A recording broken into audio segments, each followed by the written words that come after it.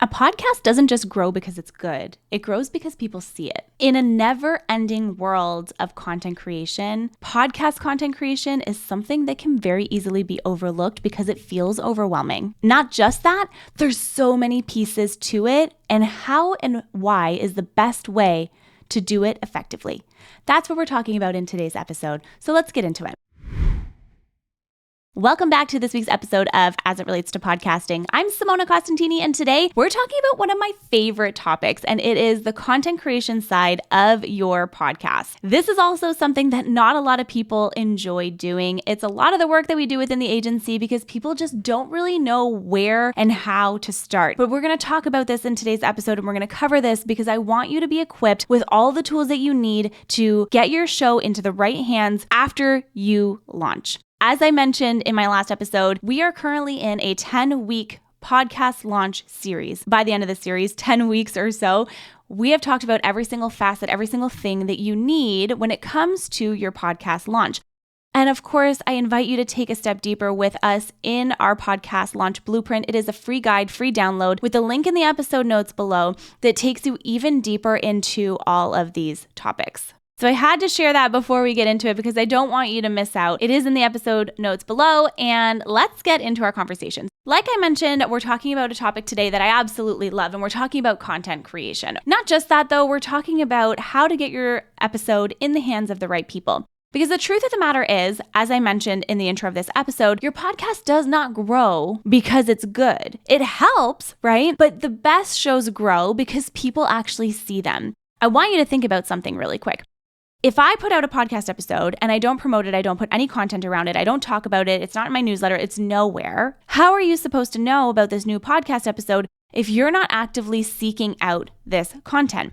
You may have a question about this content, but you may not know to go and ask it because it might not be something that's top of mind. When I think to some of my favorite creators, they use graphics and they use reels and they use promo content to help shed light on their episode and to tell you about a new podcast episode that's coming out. You could have the most brilliant conversation, the kind of conversation that totally changes someone's perspective entirely. But if you don't talk about it and you don't share about it, people may never actually hear it. And that really sucks after all the time and energy you spend diving into your topics, interviewing your guests, doing all of your research, the post-production and all of it. It's a lot of time and it's a lot of energy. And so for it to not get into the hands of people who need it, well, that's why this is one of my favorite topics. In my opinion, your podcast deserves more than that. It deserves to be seen, it deserves to be heard, and it deserves to be shared. And how we do that? Well, we're going to talk about it in today's conversation. We're talking about how to turn every single episode into a visibility engine through your YouTube thumbnails, through your Instagram reels, LinkedIn clips, and having that kind of full-scale content system that keeps your show top of mind week after week. But let's start here. Let's talk about why visibility beats virality. A lot of podcasters are chasing virality. You want to be the next Diary of a CEO. You want to be the next Joe Rogan. You want to be whoever, insert name of podcaster, okay? A lot of podcasters are chasing this virality. And the first thing that I want to invite you is like, why? You know what I mean? Why are you specifically chasing that? What does that specific thing mean to you? If you had a show that was the level of a Diary of a CEO show, or a Joe Rogan, or a Call Her Daddy, or Amy Poehler's Good Hangs, whatever the show is, what does that actually mean to you? What is it that you're trying to create in the world, and what is the why behind that? So if you didn't dive into this episode at the beginning of the series, I invite you to go back and listen to that episode about understanding the mission and the vision of your show, because a lot of that guides a lot of this, which is why we talked about it so early on. But the truth of the matter is, virality is not a strategy, okay? It's a spark and it kind of gets you in front of the right audience, but it's not something that is sustainable, not in the same way that visibility is. Having something go viral is awesome and it's fantastic and we love it. But if that virality doesn't attract the right people to your content, it's great that it popped off and it's great that it hit all of the people that it did. But if that specific content doesn't resonate with them, they're going to be like, hey, cool, this is a nice message, but this isn't a show that I'm going to listen to because it's not something that's actually solving a problem in my life. Again, I invite you to go back to the beginning of this series where we talked about all of this. Every platform, as you know, has its own rhythm. YouTube wants you to have content in terms of clarity and curiosity. Instagram wants emotion and movement. And LinkedIn wants authority and storytelling. So when you learn how to take one episode and translate that into content that fits each rhythm, you don't just start to market your podcast, but you actually start to create an entire ecosystem around it. So let's break all of this down one platform at a time. Stick with me. I know you're going to learn a lot in this episode. So we're going to talk about 3 kind of content platforms today specifically. We're going to talk about YouTube, Instagram, and LinkedIn. Of course, there are so many more that you can talk about in terms of content management. You can talk about Pinterest, we can talk about TikTok, we can talk about Facebook, whatever it is. But today we're going to talk about these 3 because I think that they're really important. And while people talk about them, I don't think that people talk about them enough in a strategic way. So number 1 we're going to talk about is YouTube. YouTube thumbnails, to be specific, that actually convert. Your thumbnail is your billboard. It is the first impression that someone sees of your podcast episode. And it's also the difference between why someone would scroll past and why someone would click play. The best thumbnails do 3 different things. Number 1 is that they create tension. Maybe it's a question, maybe it's a contrast, or maybe it's a bold statement. Number 2 is they show emotion. This is why I love putting people's faces on cover art, because faces perform 30 to 40% better than thumbnails that do not have faces on them.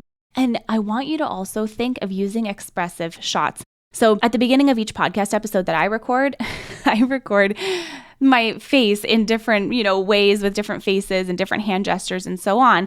And then when I'm creating the thumbnail, then I go through and I pick which one I want and which one would make the most sense for that thumbnail. And sometimes I also split test them as well. But either way, you want to have expressive shots because those are the things that are going to attract people in. And number 3, simplify the story. I want you to use 3 to 5 words max. No clutter. You can add different graphics in, but you really want the words to be bold and pull people in. So I'm going to give you an example, and it's a podcasting specific example. But if you had an episode about how to grow your podcast audience, instead of putting how to grow your podcast audience on your thumbnail, instead, I want you to try why your podcast isn't growing, or stop posting reels that don't work, or the truth about podcast marketing.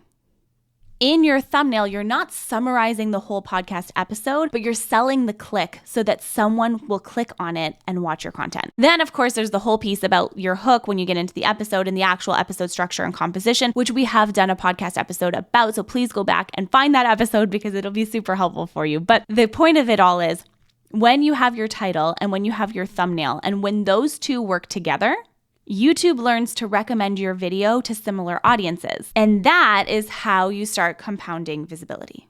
So let's shift into Instagram and Instagram Reels and the power of those micro moments.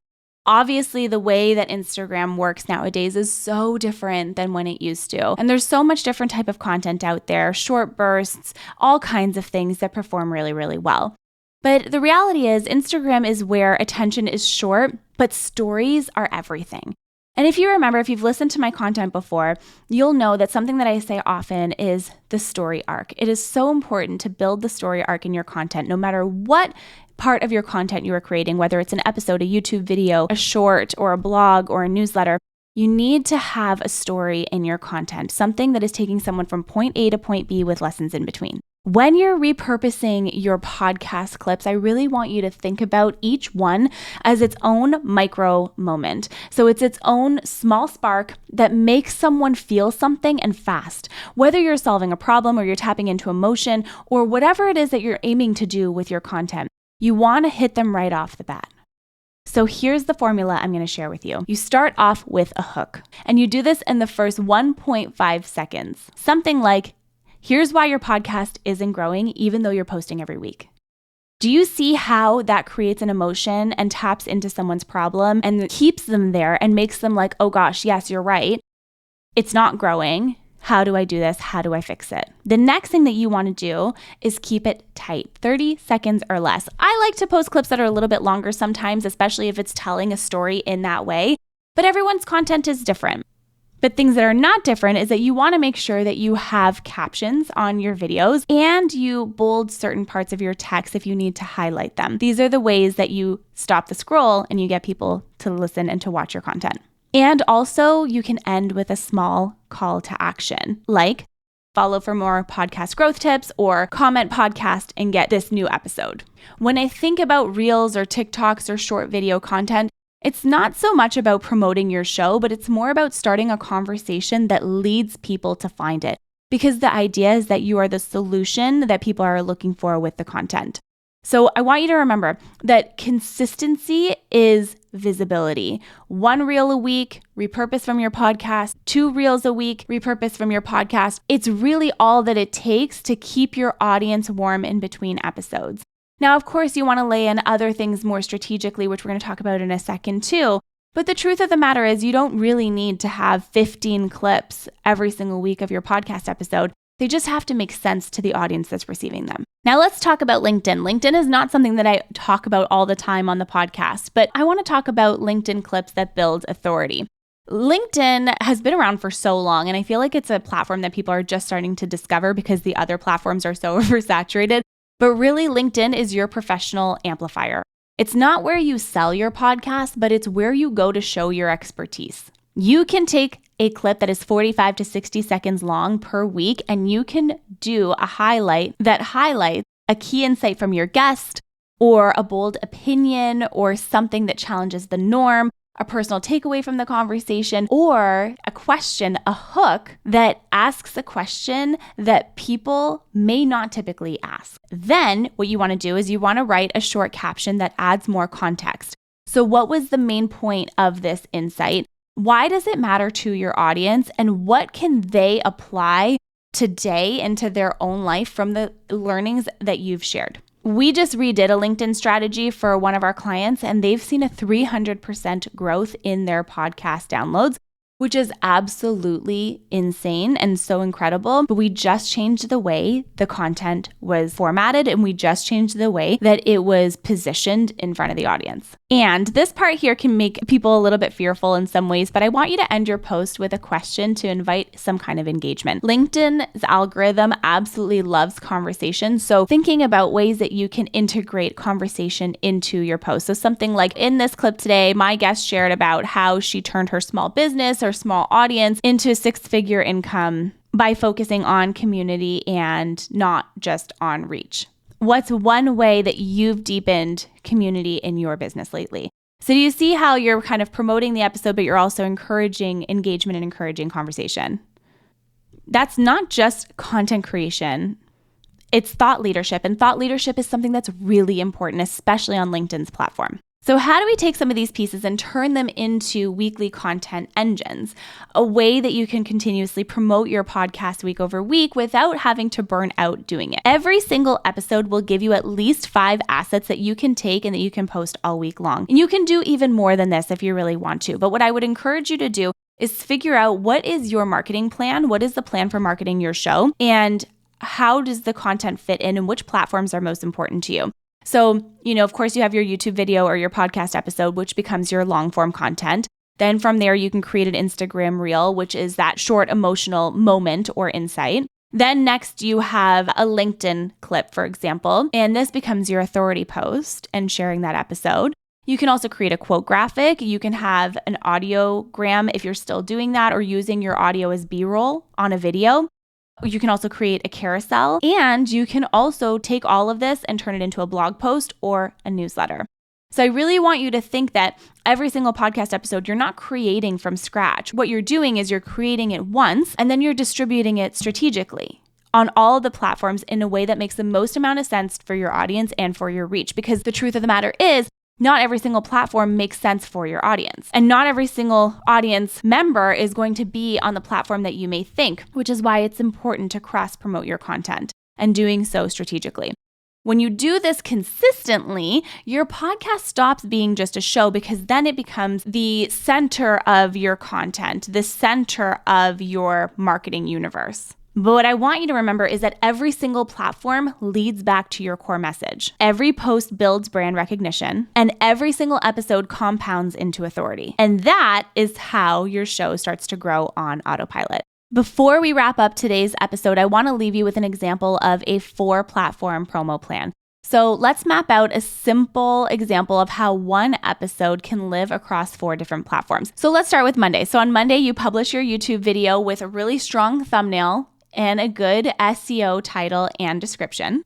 You can also take that URL and you can post it on your LinkedIn or post it on your Facebook or post it wherever it is that your main content platform is and share about that podcast episode. You can also put it in your newsletter or your blog. And then on Tuesday, you can have a 30-second clip that you share as a reel or a TikTok. And you can do this to share the episode's emotional highlight. And here you're going to want to add captions and a trending sound and then your call to action as well in your caption. On Wednesday, you can go back to LinkedIn or you can do Pinterest if you want, and you can share a video clip with something that is thought-provoking, in terms of caption that's really starting to shake and shift the perception of what people may think when it comes to that topic. Thursday, you can do a carousel post, 3 reasons why your podcast isn't getting reach, for example, and you use that as thought leadership as well. And so on, so on, so on. So what you really want to do is take your podcast episode, figure out which channels are the most important channels for you, and then figuring out the type of content that you want to put on each and how you're going to promote each episode. Once you do that, that's it. You have your one episode, you have your 5 days of content, you have your different platforms, but you have one cohesive strategy. So what you're doing here is you're not chasing trends, which a lot of people and a lot of creators do. You're actually building rhythm, and this becomes your content ecosystem. So tell me in the comments below anything that you're going to pull from today's episode, that number one thing that you're going to do to shift or tweak in your content creation process. Because again, your podcast doesn't just grow because it's good, it grows because it gets seen. And when you start showing up visually and strategically on YouTube, on Instagram, on LinkedIn, and beyond, you're not just sharing podcast episodes, you're really starting to build a brand. If you're tired of trying to figure out what to post every single week when you're releasing your podcast episode, you can check out my membership. It's called the Podcast Success Vault. The link is in the episode notes below. And what I love so much about this membership is that we meet 3 times a month and it's mastermind style. So you get to come with all of your questions and we can literally build this stuff out for you in real time. So the link is in the episode notes below. Please feel free to join us, check it out, ask questions. I leave that with you. But thank you so much for your time today. I really appreciate it. And I will see you same time, same place next week. Bye for now.